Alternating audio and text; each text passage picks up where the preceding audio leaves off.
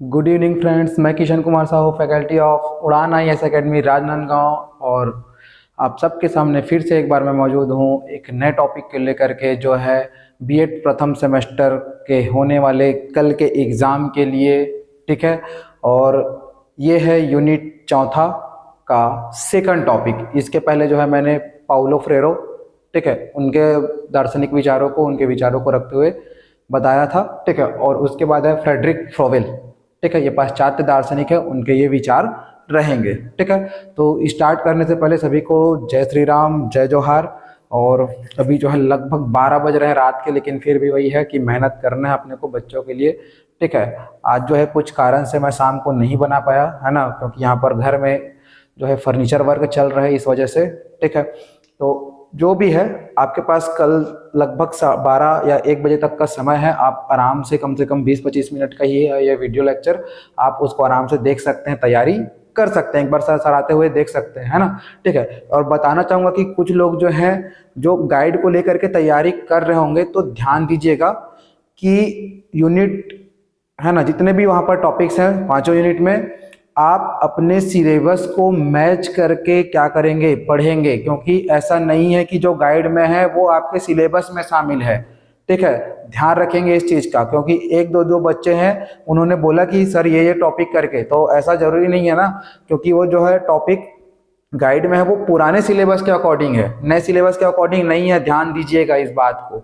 ठीक है, तो जो यहाँ पर अगर नहीं होगा आपके पास तुरंत, तो आज तो कर नहीं सकते, तो आप कम से कम वीडियो लेक्चर देख के तैयारी आप कर लीजिएगा। सिलेबस मैच कर करके पढ़िए भाई, चाहे, है ना। एक जो एग्जाम है उसके लिए आज ही मेरे को ये पता चला कि कुछ जो बच्चे हैं वो आकर के मेरे को बताए, तब मैं इस बात को मैं भी ध्यान में रखा, क्योंकि मैं सिलेबस के अकॉर्डिंग ही पढ़ा रहा हूँ।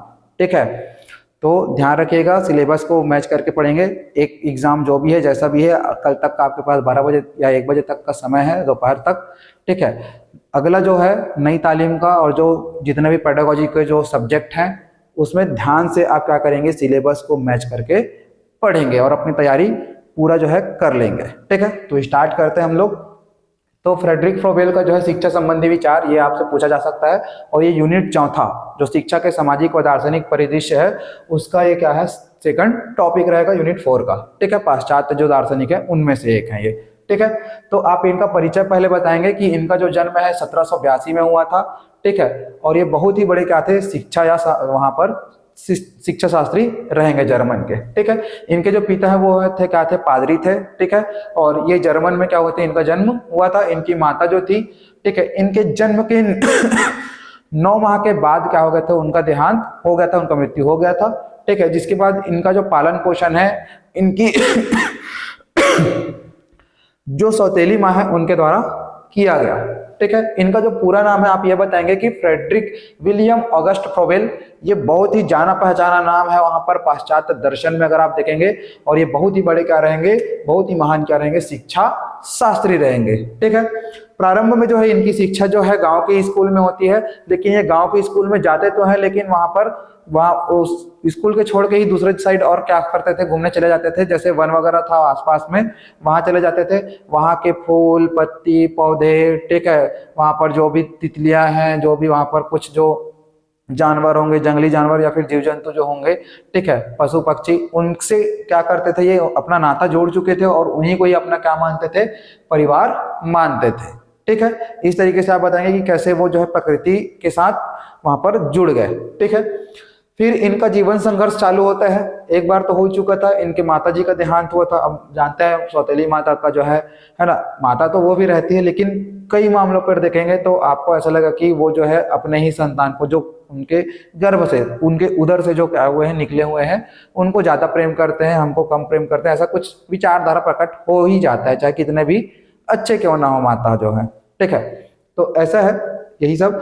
तो एक जीवन संघर्ष ये हो चुका था। फिर जो है ये नौकरी की तलाश में जाते हैं 15 वर्ष की उम्र में। ठीक है, तो ये जो है इनको वन रक्षक का जॉब मिलता है, लेकिन वो वहां पर पूरे तरीके से सीख नहीं पाते, फिर छोड़ देते हैं वो। ठीक है, फिर 17 वर्ष की आयु में जो है क्या करते हैं, ये जाते हैं अपने भाई से मिलने के लिए, कहाँ, जेना यूनिवर्सिटी में, जहां पहुंच करके इनके मन में भी शिक्षा के प्रति रुचि जो है क्या हो जाएगा, वो जागृत हो जाएगा। ठीक है, जिसके बाद ये जो है अन्वेषण प्रारंभ करते हैं, पर इनके पास पैसे की कमी थी, फीस पे नहीं कर पाए, जिसके कारण इनके ऊपर जो है जुर्माना लगाया गया और इनको कुछ वर्ष के लिए क्या कर दिया गया, गिरफ्तार करके रखा गया। ठीक है, फिर 1802 में जो है इनके पिता की क्या हो जाती है, मृत्यु हो जाती है, जिसके बाद अब घर को चलाने के लिए जो है ये क्या हो जाते हैं, आत्मनिर्भर बनना पड़ता है इनको, खुद को इनको कार्य करना पड़ेगा इधर उधर। ठीक है, भटकेंगे यहाँ पर नौकरी की तलाश में। ठीक है, तो नौकरी की तलाश में ये इधर उधर ढूंढते हैं। ठीक है, जहां पर 4 वर्ष के बाद इनके रुचि के अनुसार एक क्या मिलता है, जॉब मिलता है, इनको नौकरी मिलता है और वो रहता है स्कूल में ड्राइंग पढ़ाने का। ठीक है, क्या पढ़ाने का, ड्राइंग पढ़ाने का। उसके बाद इनके जीवन में एक अच्छा खासा चेंज आता है जब ये 1808 में जाते हैं पेस्टोलॉजी के शिक्षा व्यवस्था को देखने के लिए। तब वहां पर जाकर के ये 2 चीजें अनुभव करते हैं कि संगीत जो होता है वो बालकों के मन के बातों को प्रकट करने के लिए, यानी कि आत्मभाव को प्रकट करने के लिए, प्रकाशन में लाने के लिए क्या होता है, ये सहायक होता है। जो संगीत होता है, जो म्यूजिक होता है वो, और साथ ही साथ बच्चे जो है ड्राइंग में रुचि रखते हैं। ऐसा नहीं कि मैं ही रख रहा हूं, ऐसा नहीं। ठीक है, या फिर बड़े लोग रखते हैं, ऐसा नहीं। बच्चे भी क्या करते हैं, वहां पर ड्राइंग करने में रुचि रखते हैं। देखे होंगे उन लोग पकड़ के कुछ ना कुछ बनाते रहते हैं, टटकू मेटकू एटकू जो भी है। ठीक है, तो यही है। फिर जो है निर्माण आप बताएंगे कि जैसे ही वहां पर पेस्टोलॉजी वगैरह जो है वहां पर देखते हैं कि ऐसा ऐसा कुछ है। उसके बाद ये जो है 1817 में क्या करते हैं, एक स्कूल का निर्माण करते हैं जिसका नाम रहेगा university of German education institute करके। ठीक है, और उसके बाद 1837 यानी कि 20 साल के बाद 1837 में क्या करते हैं, बहुत सारे और स्कूलों का निर्माण करते हैं जिसका नाम रखते हैं किंडरगार्टन। ठीक है, किंडरगार्टन। ठीक है, जिसको बोला जाता है बाल उद्यान स्कूल। ठीक है, जैसे किंडर जॉय आता है, देखे हो किंडर जॉय है ना, 40-45 रुपए का आता है। अब बड़ लड़का मन डिमांड करते रहते, खाबो खाबो की के। ठीक है, तो ये 1851 में फिर जो है क्या होता है, इनके विचारधारा को मार्क्सवादी विचारधारा से जोड़ दिया जाता है और बोला जाता है कि ये हमारे समाज के लिए, हमारे देश के लिए क्या है, खतरा है। ठीक है, अतः इनके द्वारा जो भी जितने भी शिक्षण संस्थाएं स्थापित की गई है उसको क्या कर दिया जाए, बंद कर दिया जाए। अब इस घटना का इतना सदमा पहुंचेगा इन फ्रोवेल जो क्या रहेंगे, फ्रेडरिक फ्रोवेल रहेंगे इनको, जिसके कारण लगभग 1 साल के ड्यूरेशन में ही इनकी क्या हो जाती है, मृत्यु हो जाती है। ठीक है, तो बहुत ही गहरा आघात पहुंचा था इस इंसिडेंट के कारण, जब इनके स्कूलों को क्या कर दिया गया, बंद कर दिया गया इस वजह से। ठीक है, तो अब इनके जो है ये बच्चों के लिए ही क्या करते थे, सोचते थे मनोवैज्ञानिक रूप से। ठीक है, तो अंतिम संदेश में इन्होंने कहा था, come let's live for our childrens. ठीक है, ये बोला गया था, come let's live for our childrens. तो आप देख पा रहे होंगे इनके विचारों में कि इन्होंने अपने जीवन के अंतिम समय में भी जो है बच्चों के लिए ही सोचा है। ठीक है, आप इसको लिख देंगे। फिर जो है आप बुक्स बताएंगे कि कौन कौन से बुक्स जो है इनके फेमस हैं। ठीक है, तो इसमें पहला है education of man, mother and play songs, education of development and pedagogy of the kindergarten. ये 4 बुक्स हैं, ये बहुत फेमस है इनके। ठीक, आप इसको मेंशन करिएगा। ठीक है, थोड़ा थोड़ा आप लिख देंगे कि ऐसा है वैसा है करके, तो आपका आंसर राइटिंग थोड़ा लंबा और हो जाएगा। ठीक है, फिर इनके शिक्षा संबंधी आप विचारों पर आएंगे और बताएंगे कि इन्होंने शिक्षा का क्या अर्थ निकाला था। ठीक है, तो ये इन्होंने कहा कि शिक्षा जो है विकास की प्रक्रिया का एक साधन है। ठीक है, कोई भी देश है, राज्य है, समाज है, ठीक है, वो विकास के पथ पर सवार होता है तो कब होता है, जब शिक्षा ग्रहण करता है समाज के जो लोग हैं, देश के लोग हैं, जो राज्य के लोग हैं, उन लोग।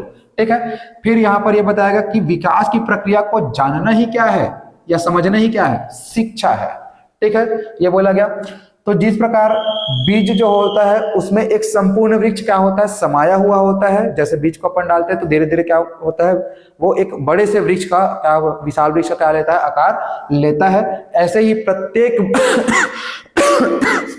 प्रत्येक बालक में एक संपूर्ण व्यक्ति, ठीक है, हर तरीके से परिपूर्ण व्यक्ति का क्या होता है, वहां पर वास होता है। जिस प्रकार एक बीज को जब माली सींचता है रोज रोज धीरे धीरे धीरे धीरे, ठीक है ना, सींचते जाता है, वैसे वैसे क्या होता है, वो जो बीज रहेगा वो एक पौधे से फिर क्या बनता है, एक विशाल वृक्ष बनता है। वैसे ही जो है एक माली की भांति है कौन, शिक्षक। तो शिक्षक जो है धीरे धीरे धीरे ज्ञान से भरपूर करेगा किसको, बालक को, बच्चों को, जिससे उनके संपूर्ण व्यक्तित्व का विकास होता है। ठीक है, ये आप लिखेंगे।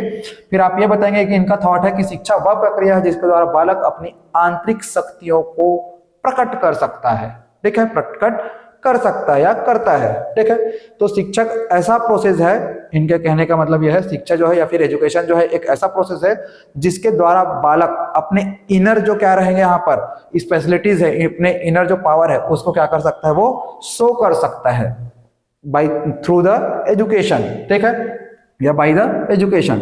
फिर आते हैं शिक्षा के उद्देश्य पर। तो इनके अनुसार जो है शिक्षा का उद्देश्य यह है कि शिक्षा जो दिया जाता है उससे बालक के अंदर जो निहित शक्ति है, ठीक है, जो उसके अंदर यानी कि इनर पावर है वो क्या हो सके, विकसित हो सके।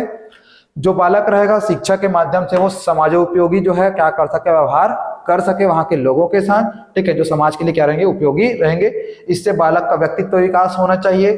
ठीक है, चाहे किसी भी प्रकार का हो, एक विकास। ठीक है, सामाजिक, बौद्धिक, शैक्षणिक, ठीक है, आध्यात्मिक, धार्मिक, सामाजिक, वैज्ञानिक, सभी प्रकार के एक विकास। ठीक है, फिर शक्ति का क्या करवाए, बोध कराए। ठीक है, कि उसके अंदर, उस बालक के अंदर कौन सी शक्ति है, ठीक है, किसको अपने को बाहर शो करना है। ठीक है, किसी के अंदर गाना गाने का, किसी के अंदर ड्राइंग करने का, किसी के अंदर नाचने का शक्ति होगा, किसी के अंदर भाषण देने का क्या होगा, शक्ति होगा। तो हर तरीके से एक्सप्रेस करने का जो रहेगा, ठीक है, वो शक्ति उसको बोध कराए। ठीक है, ऐसा होना चाहिए शिक्षा। ठीक, फिर बोला गया कि बालक को स्वतंत्रता रहे। ठीक है, जिससे उसके व्यक्तित्व का विकास हो, खेल भावना का विकास हो, उसके अंदर आत्मक्रिया का, कि क्या मेरे को अंदर से ऐसा कुछ आवाज आना चाहिए कि मेरे को क्या करना है, मेरे को किस दिशा में जाना है, ऐसा। ठीक है, तो इसके द्वारा जो है, स्वतंत्रता के द्वारा जो है, हम किसी भी बालक के रुचि को और उसके आंतरिक शक्ति का विकास कर सकते हैं, उसके रुचि को जान सकते हैं। ठीक है, फिर जीवन व प्रकृति का बोध कराए। ठीक है, किसी भी बालक को जीवन क्या है, प्रकृति क्या है, कैसे उसको हमको संभाल कर रखना है, कैसे उसका हमको उपयोग करना है, इसके बारे में ज्ञान कराए, बोध कराए। ठीक है, मनुष्य में जो है संकल्प विकसित कराए कि हमको हमारे जो उद्देश्य हैं उसके लिए हम संकल्पित हों, हम उसको प्राप्त करने के लिए क्या करें, हम जीवन में हमेशा आगे बढ़े, मेहनत करें। ठीक है, ये है मनुष्य में संकल्प विकसित करना। ठीक है, फिर मनुष्य के आत्मा व शरीर का ज्ञान हो। ठीक है, वो जो शिक्षा है वो बालक को आत्मा और शरीर का क्या कराए, ज्ञान कराए, कि हमारे अंदर जो कोई जो जीव है वो क्या चाहता है, उसको क्या करना है, उसको जानना है अपने को आत्मा के बारे में। ठीक है, और हमारा जो शरीर है वो कैसे यहाँ पर निर्मित हुआ है, कैसे हमको इसको लेकर के ऊर्जावान बना करके हमको आगे बढ़ना है, अपने शरीर के बारे में जानना है। ठीक है, तो ये हो गया। खेल और कला, ये जो है बाल शिक्षा का अनिवार्य अंग है। किसका, बाल शिक्षा का। तो हमको इसको भी शामिल करना है। ठीक है, शिक्षा के उद्देश्य में कि शिक्षा केवल पढ़ाने पढ़ने तक सीमित नहीं है। ठीक है, खेल और कला के लिए भी क्या होना चाहिए, शिक्षा होना चाहिए। ठीक है, फिर है पाठ्यक्रम। तो पाठ्यक्रम में बताया गया कि प्रकृति का अध्ययन कराया जाए। ठीक है, घुमेलगिरीश खुदे है। ठीक है, तो वहां पे देखिए से फल फूल पत्ती जीव जंतु, ठीक है, जो भी है, तो वही बोला था कि प्रकृति का क्या किया जाए, अध्ययन कराया जाए। ठीक है, धार्मिक निर्देशन हो कि कैसे धार्मिक कार्यों को करना है और कौन सी धार्मिक मनाही होती है उसका निर्देशन किया जाए। हस्त कौशल हो उस बालक के अंदर। ठीक है, पाठ्यक्रम में शामिल होना चाहिए कि हस्त कौशल, उसके हाथ, जो भी बच्चे हैं उनके हाथों में कोई ना कोई क्या रहे, यहाँ पर कुशलता रहे, जो उनके जीवन के आगे के लिए क्या रहे, उपयोगी साबित हो जाए। ठीक है, गणित का, कला का, भाषा का, बागवानी का, इन सभी का क्या दिया जाए, शिक्षा दिया जाए। और ये बोला गया कि सभी विषय में एकता का संबंध हो, ये जितने भी विषय हैं ये एक क्या करे, यूनिटी बना करके चले। ठीक है, जैसे शाखाएं बहुत सारी होती है लेकिन वो वृक्ष से ही जुड़ी होती है। ठीक है, ऐसे ही जो है जितने भी विषय हैं वो पाठ्यक्रम से एकदम तरीके से एकता, एकदम यूनिटी के साथ क्या रहे, जुड़ा रहे। ठीक है, यही है पाठ्यक्रम। ठीक, फिर यहाँ पर शिक्षण विधि के बारे में बताएगा कि शिक्षण का उद्देश्य मनुष्य मस्तिष्क को ज्ञान से भरना नहीं है, रट्टू तोता बना के ज्ञान पूरा नहीं भर देना है। वो जो ज्ञान है वो उपयोग में भी आए। ठीक है, और मनुष्य को पता चले कि हमारे अंदर कौन सी शक्ति है, हमारे अंदर कौन सी ऊर्जा है, हम जीवन में क्या करने आए हैं। ठीक है, ये अपने को पता चलना चाहिए। ठीक है, फिर यहाँ पर शिक्षण विधि में बोला गया कि खेल द्वारा जो है शिक्षा दिया जाना चाहिए। एक शिक्षण विधि ये हो गया।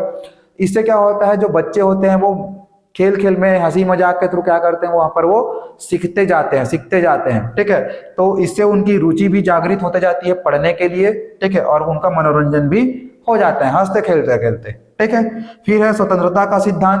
तो इसमें जो है यहाँ पर ये बोला गया है कि किसी भी बालक को स्वतंत्रता रहनी चाहिए कि वो अपने मन के अंदर या फिर अपने दिमाग के अंदर उठे हुए प्रश्नों को अपने टीचर से या फिर अपने जितने भी पेरेंट्स वगैरह हैं, जो भी उनके भाई बंधु हैं, उनसे पूछ सके, अपने जिज्ञासा को क्या कर सके, शांत कर सके।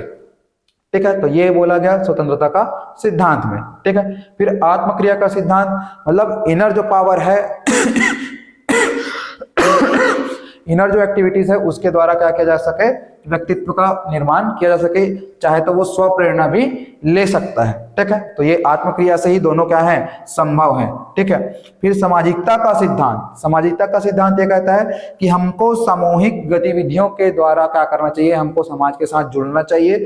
ठीक है, क्योंकि जब बालक घर में या समाज में या परिवार में जब रहता है तो वहीं से क्या करता है, वो सीखने और सिखाने का कार्य करता है, खेल खेल में या फिर कार्यों के माध्यम से। ठीक है, देखे होंगे खेल होता रहता है, कबड्डी होता है, क्रिकेट होता है।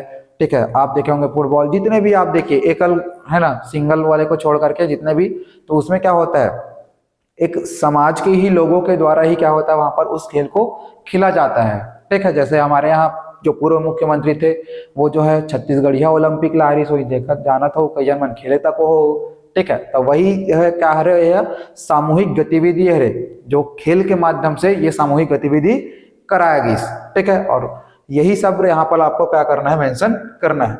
फिर लास्ट में है अनुशासन। तो अनुशासन के बारे में ये बोला गया फ्रोबेल के द्वारा। ठीक है, कि दमनात्मक अनुशासन नहीं होना चाहिए, मतलब किसी के अंदर एकदम करे चलाते हैं तो एकदम थोप देना है ना, कि नहीं तो करना छे अगर नहीं करबे तो दंड देवो, तो मारपीट देवो, ऐसे वाले ऐसे नहीं होना चाहिए। तो दमनात्मक जो है यहाँ पर अनुशासन नहीं आरोपित करना चाहिए हमको किसी भी बालक के ऊपर। अगर उनके अंदर से आवाज आ रहा है कि नहीं हमको करना चाहिए, हमको टीचर के बात को मानना है, हमको हमारे माता पिता के लोगों का बात को मानना है, ठीक है, दादा दादी बोल रहे हैं उसको मानना है, तो ये खुद से ही क्या होना चाहिए, अनुशासित होने चाहिए, यानी कि आंतरिक अनुशासित होने चाहिए। तो ये सब बोला गया शिक्षा संबंधी विचार में फ्रोबेल के द्वारा। तो इसको आप लिख लेंगे और सभी को बेस्ट ऑफ लक। और जो भी पेपर बना करके आएंगे है ना, बताएंगे कि कैसा बनाया आपने, कितना लिखा, और इन जो जितने भी वीडियो हैं उनसे हेल्प मिला है कि नहीं मिला है। और माफी चाहूंगा, अभी 12 बज चुका है और कल मुझे सुबह 8 बजे क्लास भी लेना है। ठीक है, तो मेरे पास अब 5वां यूनिट को बनाने का समय नहीं है, कम से कम आप 4 यूनिट का अच्छे से तैयारी कर लें, और 5वां यूनिट जो है उसकी तैयारी मैं आपके ऊपर छोड़ता हूँ। ठीक है दोस्तों, तो मिलते हैं आपसे कल, है ना, तब तक के लिए धन्यवाद। जय श्री राम।